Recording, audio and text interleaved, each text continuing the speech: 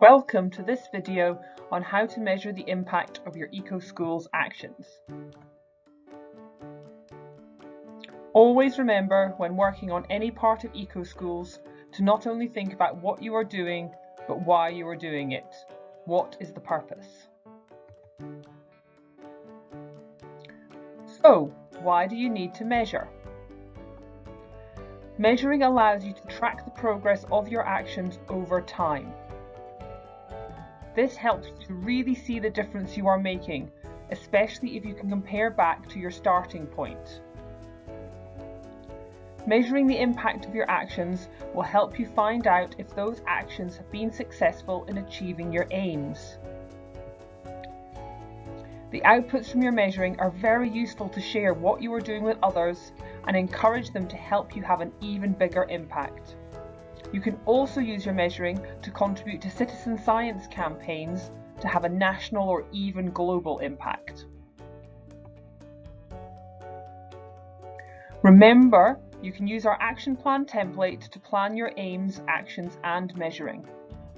You don't need a different method of measuring for each action, just at least one per aim.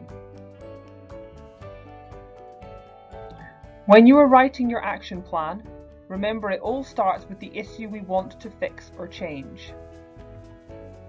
We then imagine how we would like it to be. What would it look like if the issue was fixed or better? This is our aim. We then decide what we are going to do to make our aim happen. Those are our actions. Measuring is the way we know that our actions worked in achieving our aim. It is important to remember that our measuring should link back to our aim, rather than our actions. Let's look at an example to understand this further. In this example, our environmental review has shown us that as a school, we don't know much about how food is grown. This leads to our aim, to learn more about how food is grown. One action we have decided to take to fulfill this aim is to grow our own potatoes. We decide to measure our success by weighing the potatoes we grow. However, whilst this tells us if we were successful in growing potatoes, which is great, it doesn't tell us if we have learned how food is grown. So let's think of a different way of measuring this action. Here, we plan to have a class discussion about what we learned during our action to grow potatoes. This relates back to our aim rather than our action. And this is the way we would like you to complete your action plan and think about your measuring. Another thing to think about is what you are aiming for your measuring to show. In this example, our school has lots of litter in the grounds. We want to aim for no litter in our grounds.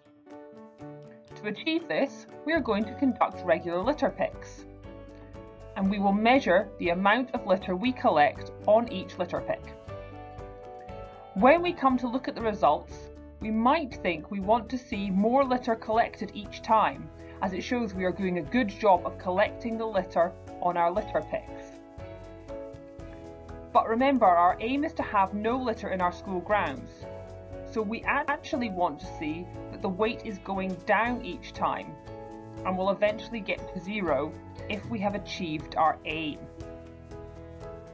Remember, you can update your action plan as you go. So if you find that litter picking alone is not reducing the amount of litter you are collecting, you may want to add extra actions to help achieve your aim. One very important part of measuring is to start with a baseline. Using this litter example, if we didn't start weighing the litter we collected the first time we did a litter pick, we would not know if the weight was increasing or decreasing over time. By starting with a baseline, we can track changes over time and really see the difference we are making. Now you understand how to relate your measuring to your aims.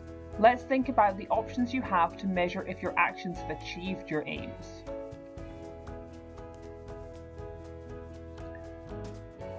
First, we'll look at measuring using numbers.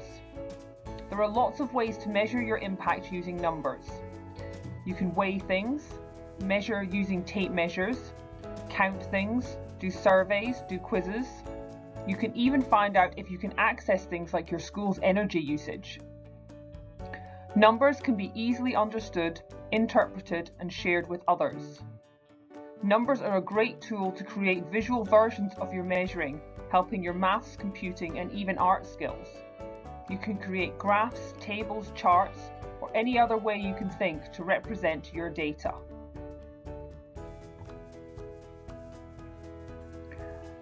However, there are lots of ways to measure the impact of your actions that don't require numbers. You can keep learning journals and floor books. You can use things like traffic light systems or other visual representations of what's happening. You can take photos before, during, and after your actions. You can ask each other what you have learned and what you think about what you have achieved. You can have discussions about the subjects you're working on and find out what everyone thinks and feels. You can survey each other or your community to ask what they think of a project. There are many ways to measure if you have achieved your aims. If you are not sure how to measure an aim, please contact us and we will be happy to help. Now you understand how to measure, go back to your action plan and look at your aims and actions and think about the best way to measure if your actions have achieved your aims. The best measuring is planned ahead. Don't forget to record a baseline at the start so you can really see the impact you are having. And make sure to keep records of your measuring somewhere that your Eco Committee can easily find them, so they are ready to share when you come to submit your Green Flag Award application. Thank you for listening. We wish you well on your Eco Schools journey.